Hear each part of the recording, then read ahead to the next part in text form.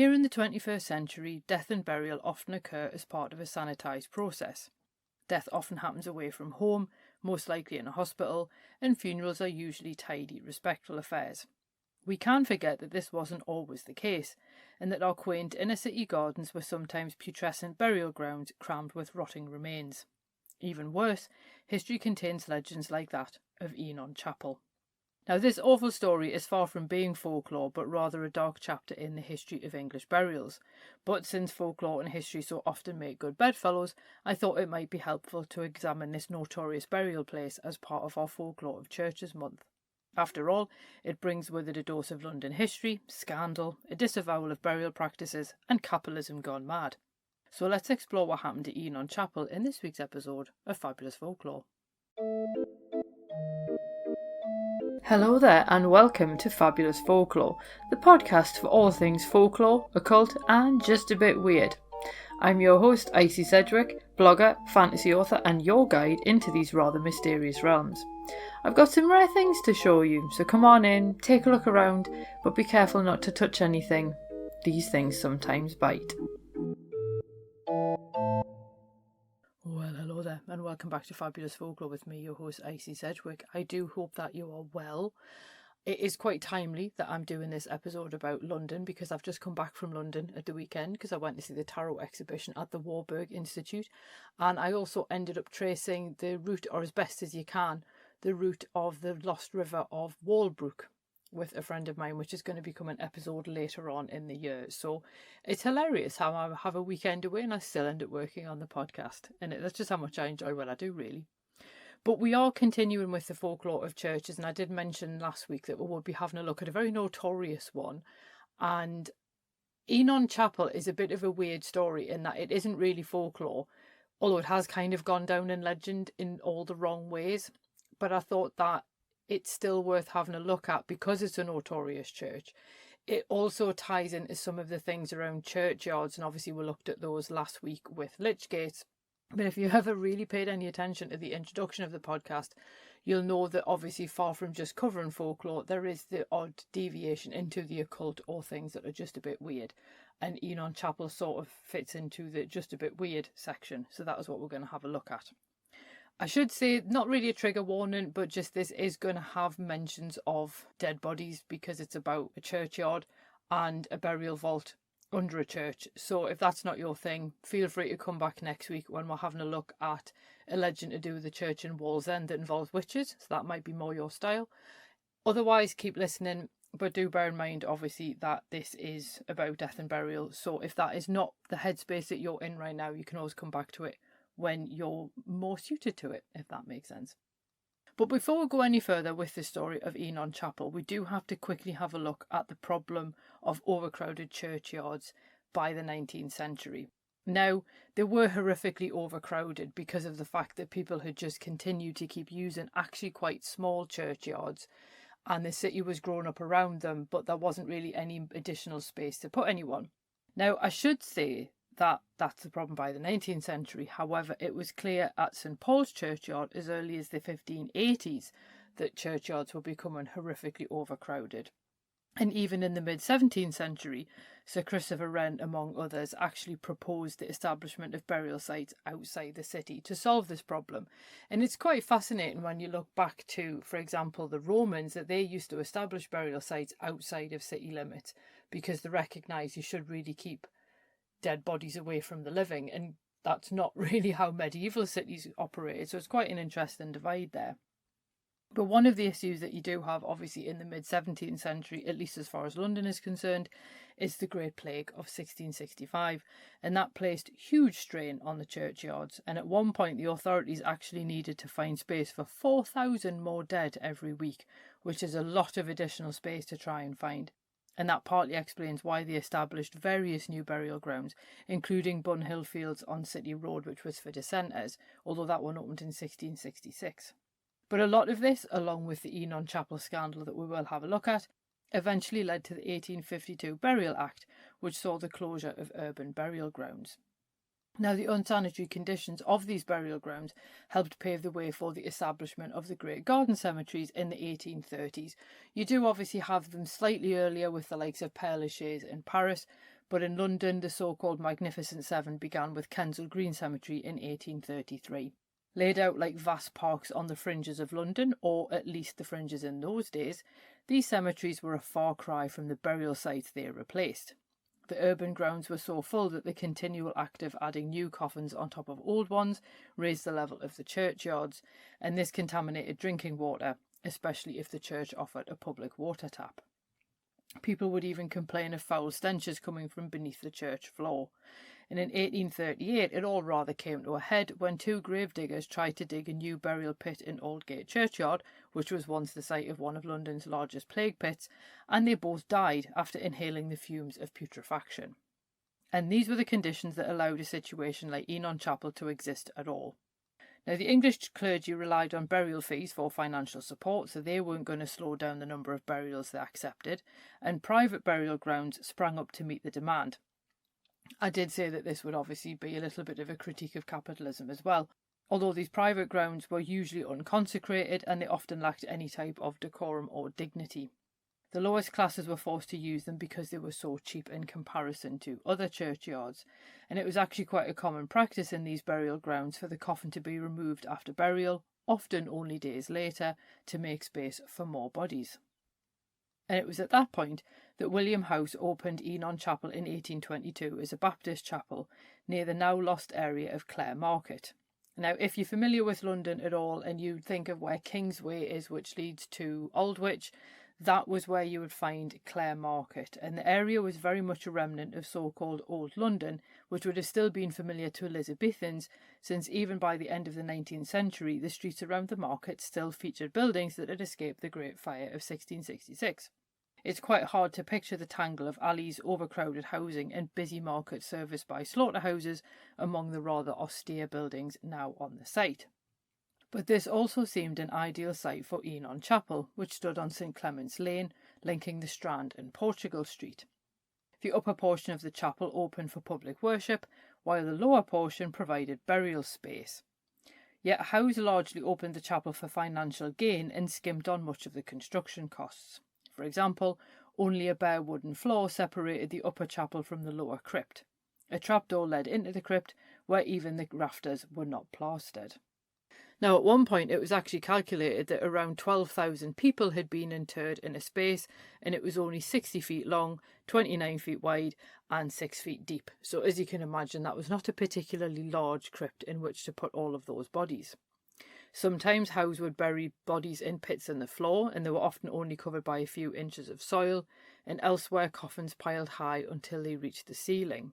And it seems that the space should have actually only held 1,300 bodies at most.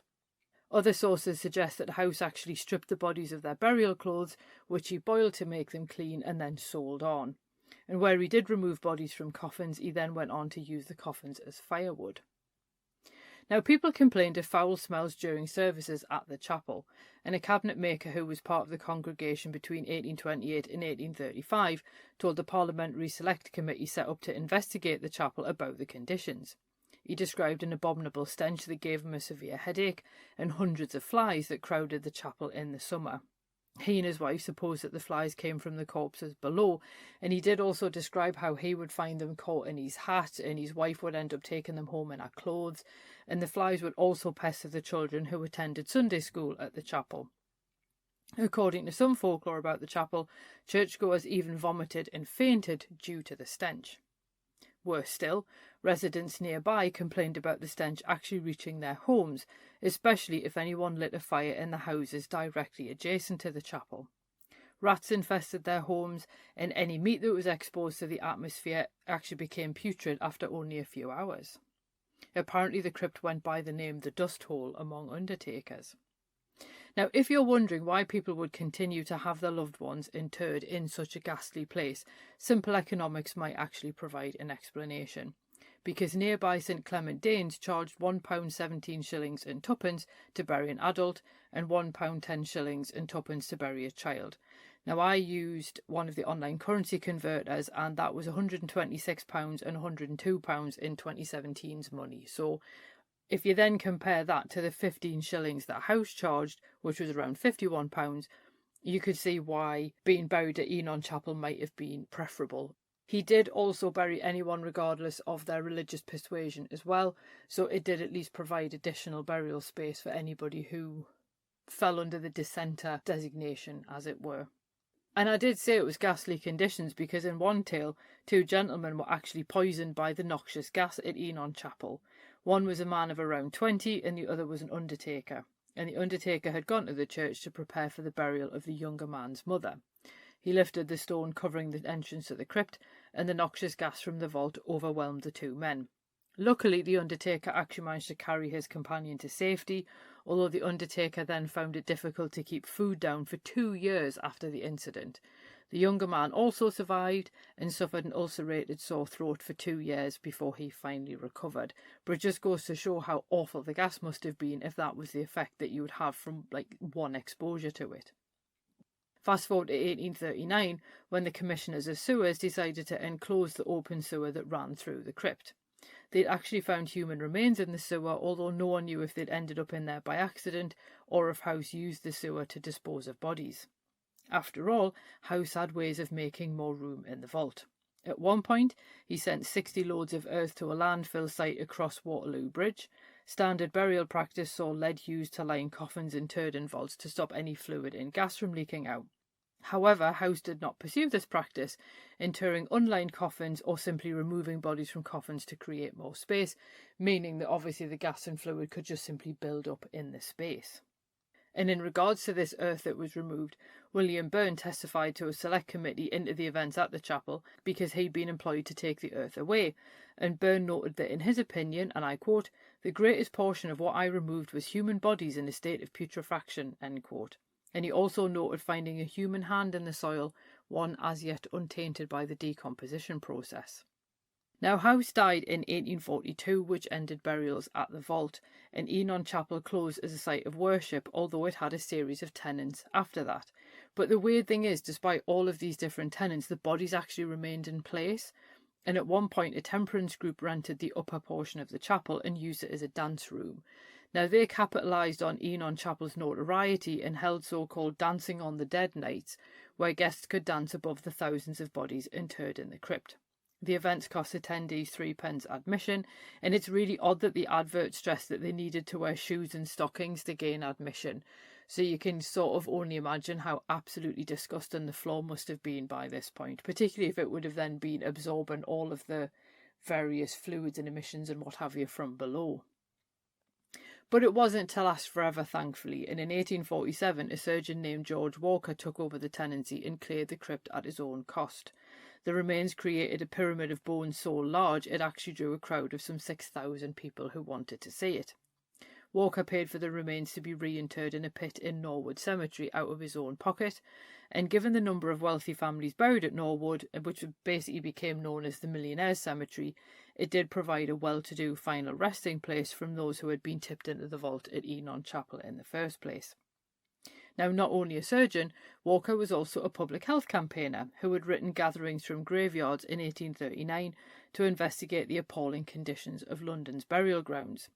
The British Queen and Statesman described his book as exposing, and I quote, "our unchristian and pestilential custom of depositing the dead in the midst of the living," end quote, and expressed their hope that his book might, and I quote, "contribute to the departure from a system which is a disgrace to civilization," end quote. Newspapers just don't talk like that now, which I think is such a shame. But in his book, Walker described visiting this Golgotha several times and described, and I quote, "The number of coffins were piled in confusion, large quantities of bones were mixed with the earth, and lying upon the floor of this cellar, lids of coffins might be trodden upon at almost every step," end quote. Now, Walker was convinced that the putrescent air around graveyards caused cholera or typhoid, and this comes from the idea of miasma or bad air. Now, he was actually wrong about that, but Dr. John Snow had not yet discovered cholera source as a waterborne disease because that would happen in 1854. But even though Walker was wrong about the graveyard air causing cholera and typhoid, he was right to be concerned about people living so close to this particular source of contagion, and his campaign helped bring about the end of urban burial grounds, ensuring that another Enon Chapel could not occur. Now, the building itself went on to be a concert room, casino and theatre, and in 1861 it became the Clare Market Chapel, although at one point it was even a government laboratory in 1897.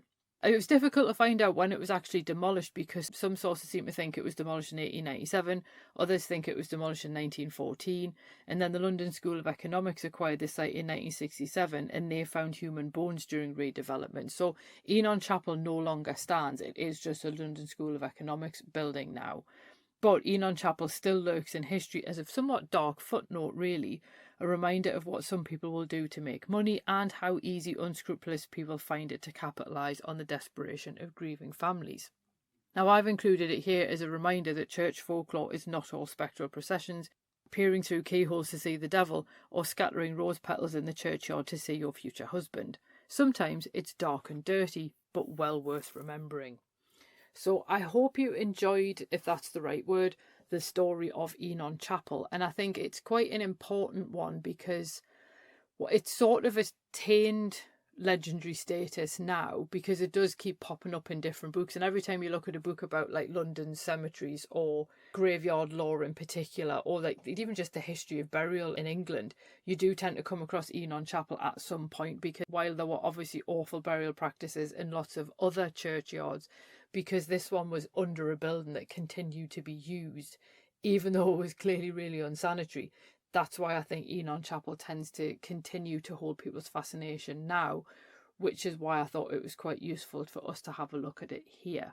It is an incredibly notorious chapel as well, which is why it does fit in quite nicely with our investigation into churches and so on. And I am quite glad that obviously all of the remains were reinterred in Norwood. They are in an unmarked grave, so nobody really knows where they are. But then I would argue that's still a better end than what would have happened to them if they'd stayed in Enon Chapel, because that site would have been cleared one way or the other. So at least they were cleared by someone who did seem to actually care about what had happened to them and stuff like that. And this is one of the things that you do get starting up quite a lot in the 19th century, are these campaigners against things that are obviously a really bad idea. And I think in this case, George Walker's campaign against these bad burial practices is what helped to shift public opinion away from them. There were obviously people who criticised him, as there always will be, but largely whenever you come across mentions of his work, most people are actually almost quite admiring of what he managed to achieve and so on, which is quite impressive as well. Next week, we are going to have a look at a very different story involving a church, and this one involves witches and the devil and the Delaval family, who are weird in extremis anyway, so that is going to be quite good. It is a local story to me to a degree. It is in Newcastle, at least. It is a Tyneside based story, so that one is going to be probably more what you'd expect from a folklore podcast. But let's be honest, I think anyone who's listened to this podcast for a while will know that I do have a weird fascination with cemeteries and burial practices and mourning folklore and things like that. And what can I say? I'm a goth, I'm allowed. But anyway, I hope that you enjoyed that, or were at least sufficiently not repulsed by it to get to this point in the episode, if that helps. As a reminder, because we have been talking about London, I will be speaking at Conway Hall at their Art Magic Law event on the 26th of April, and I will be talking about some of the figures in Rebel Folklore, which do include psychopomps, so I am sticking with the death theme because I'm that predictable. And it would be lovely to see you, and that event starts at 2 p.m, and it'll be really interesting because also Libby Bove and Phil Hines talks also sound really interesting, so I'm quite looking forward to hearing what they're going to be saying. So it would be marvellous to see you if you are in London on the 26th of April. But as always, thank you very much for the reviews. Thank you very much for anybody passing this on as a recommendation to friends and family. Thank you very much for anyone who's bought me a coffee or become a Patreon supporter. All of this really does help ensure that I can continue making fabulous folklore. And if you enjoy it, then obviously every little helps, to quote a well-known supermarket tagline here in the UK. Anyway, I've blathered on long enough. I hope you have a marvellous week ahead, and I will see you soon. Cheerio. Well, thanks for listening, and I hope you enjoyed that episode. If you did, feel free to leave a review wherever you listen to podcasts, because that helps other people find the show too. It also takes between 4 and 6 hours to research, write, record and edit these episodes, so if you want to help support my time in doing that, then you can buy me a coffee, or you can join the Fabulous Folklore family on Patreon and enjoy extra benefits, including exclusive episodes and articles and even illustrated talks. All the links you need are below, and thanks in advance.